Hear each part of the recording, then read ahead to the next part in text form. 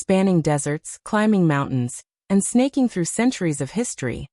The Great Wall of China isn't just one of the world's most impressive architectural feats. It's a living testament to the resilience, ambition, and ingenuity of ancient civilization. But did you know the Great Wall isn't actually one single wall? Or that parts of it predate the famous Qin dynasty by centuries? From its humble beginnings as scattered regional fortifications to its unification under imperial command, and its breathtaking transformation into a global cultural treasure, the story of the Great Wall is anything but simple. Why was it really built? Who toiled for generations to construct it? How did it evolve from a military barrier into a UNESCO World Heritage Site and a symbol of national pride? And more importantly, what secrets still lie buried beneath its crumbling stones? In this deep dive, we'll uncover the full saga of the Great Wall of China, the myths, the emperors, the battles, the restorations, and how this ancient structure continues to inspire and endure in the 21st century. So tighten your sandals and ready your compass. We're about to journey across 2,000 years of history, brick by brick. Firstly, we will see origins. Before the wall became great. Long before it became a single connected marvel of human endurance and engineering, the Great Wall of China was born from necessity and survival. As early as the 7th century BCE, during the Eastern Zhou dynasty, rival Chinese states, such as Qi, Yan, and Zhao, began constructing defensive walls to protect their territories from neighboring kingdoms and northern nomadic tribes. These early fortifications were made of rammed earth, wood and stone, and were regional efforts, fragmented but strategic. This period of wall building intensified during the Warring States period, 475 to 221 BCE, when China was divided into multiple competing kingdoms. Each built their own walls, not as national symbols, but as military fortresses to keep out invaders and mark their borders. After that, unification and the First Great Wall, the Qin dynasty, 221 to 206 BCE. In 221 BCE, Emperor Qin Shi Huang, the first emperor of a unified China, came to power and decided to connect and extend existing walls. His goal was to safeguard the empire's northern frontier from the powerful Xiongnu nomads. Under Qin's rule, hundreds of thousands of soldiers, peasants, and even prisoners were conscripted to construct the early version of the Great Wall. This wall stretched across thousands of kilometers and was largely made of tamped earth and wooden palisades. While much of this early structure has vanished, its legacy as a monumental national project laid the foundation for the wall's enduring symbolism. Harsh working conditions and massive loss of life during construction earned it a chilling nickname: the longest cemetery on Earth. Furthermore, expansion and reconstruction. Han Dynasty, 206 BC, 220 CE. The Han Dynasty expanded the wall further as the empire grew westward along the Silk Road. Emperor Wu of Han extended the wall to protect trade routes and fortify the empire's borders. Beacon towers and watchtowers were added to allow signals via smoke by day and fire by night. The Han Wall reached as far west as present-day Xinjiang, forming an early border defense system and facilitating the exchange of goods, culture, and ideas between East and West. Moreover, the medieval Great Wall, northern Wei to the Sui and Tang dynasties. During the northern Wei and Sui dynasties, more rebuilding efforts were made.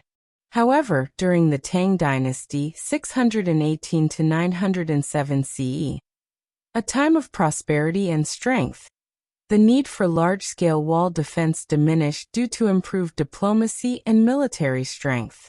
Rather than building walls, the Tang emphasized alliances with northern tribes and expanded trade, making this a quieter era in the wall's history. Additionally, the peak of greatness, Ming Dynasty, 1368 to 1644 CE. What we today recognize as the Great Wall of China was largely built and fortified during the Ming Dynasty. After the Mongol-led Yuan dynasty was overthrown, the Ming emperors sought to prevent another northern invasion. The Ming Wall is over 8,800 kilometers long, built from stone, brick, tamped earth and wood, reinforced with guard towers, garrisons, and signal stations.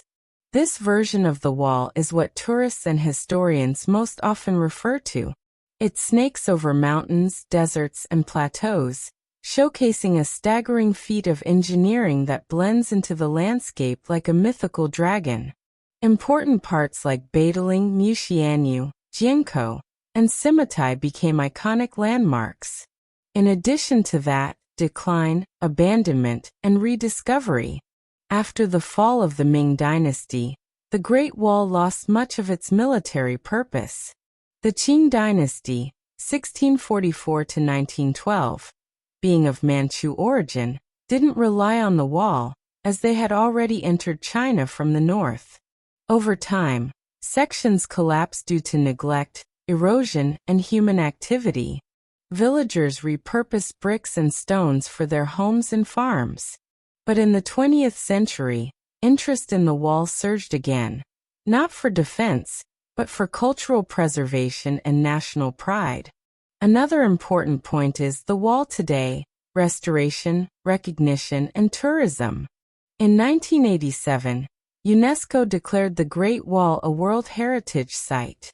Since then, China launched massive restoration projects, especially at popular sections like Badaling and Muxianyu near Beijing.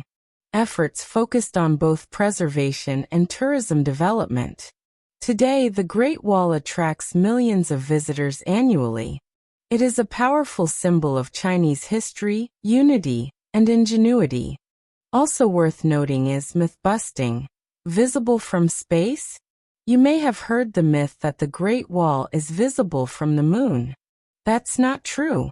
While it is long, it's narrow and made of earth-colored materials that blend into the natural terrain.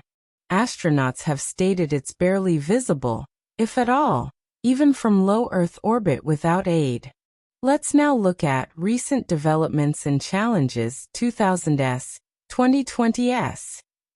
Preservation efforts. Chinese authorities have identified vulnerable and endangered sections in Hebei, Gansu, and Inner Mongolia. The State Administration of Cultural Heritage is pushing for digital mapping and drone surveys to monitor erosion.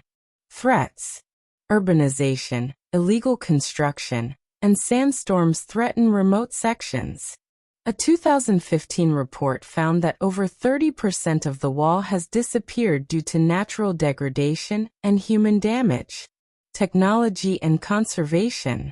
In recent years, conservation teams have started using 3D scanning, AI, and GIS tools to digitally map and assess damage. Volunteers and historians are collaborating to educate rural communities living near lesser-known sections. Cultural revitalization. Cultural tourism projects have integrated historical reenactments, eco-trails, and educational programs about the wall's construction, legends, and military strategy. To conclude this section, legacy. What the Great Wall means today.